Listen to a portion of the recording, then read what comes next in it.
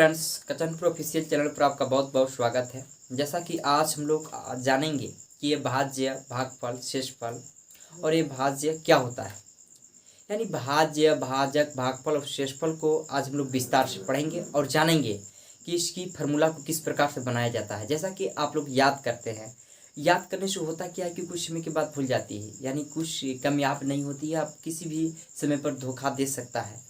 इसलिए हम लोग को याद करके नहीं बल्कि उसकी कंसेप्ट को जानना चाहिए और किसी भी प्रकार को हम अपने आप से बना सके, भाज्य बराबर अपने आप से बनाकर बोल सके।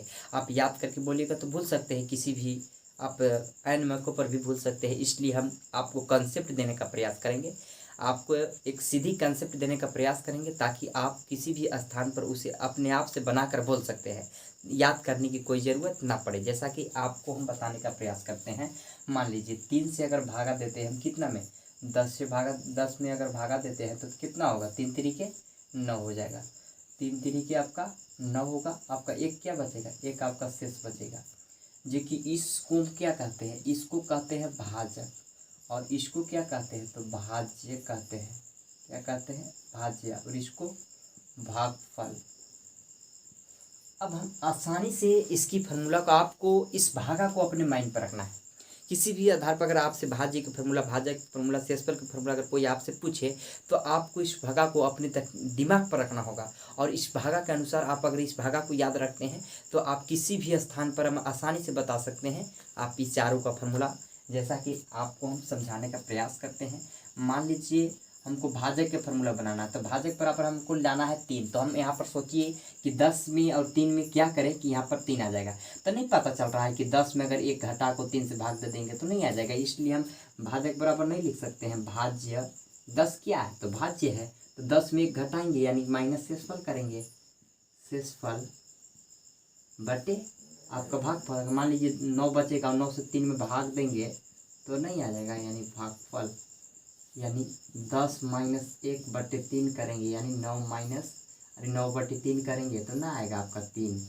इसी प्रकार से हम लोग अब भाज्य बराबर भी ला सकते हैं। जैसा कि 10 लाना है तो 10 हम लोग कैसे लाएंगे, 10 यहाँ पर 10 लाना है तो 3 और 3 में गुना करके 1 जोड़ देंगे तो नहीं आ जाएगा। यानी आप कोई फार्मूला को लिखने के लिए सिर्फ भागा को याद रखना होगा। जिस प्रकार से हम बना रहे हैं उस प्रकार से आप आसानी से बना सकते हैं। जैसा कि भाज्य यानी भाज्य बराबर 10 लाना है तो 3 तिरिके 9 यानी भाजक इंटू भागफल प्लस नहीं कर सकते हैं शेषफल, यानी भाजक इंटू भागफल प्लस शेषफल। मान लीजिए अगर जोड़ते हैं तो क्या 3 गुने 3 करके प्लस 1 करेंगे तो नहीं हो जाएगा, 3 तिरिके 9 1 10।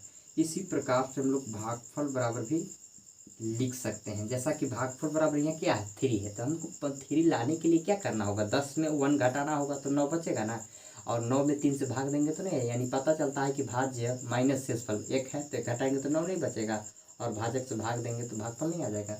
यानी भाज्य माइनस शेषफल बटे यहाँ पर भाजक। क्या करना होगा, 10 माइनस 1/3, 9 बचेगा, 9 से 3 में भाग देंगे तो 3 बार में कट जाएगा यानी 3 आंसर।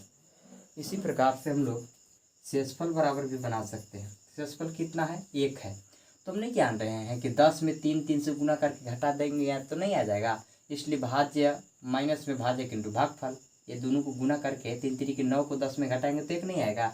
यानी शेषफल बराबर भाज्य माइनस भाजक गुने भागफल, यानी 10 माइनस 3 गुने 3 करेंगे तो कितना होगा 9, 1 नहीं आ गया आपका आंसर। इसी प्रकार से हम यानी बना सकते हैं।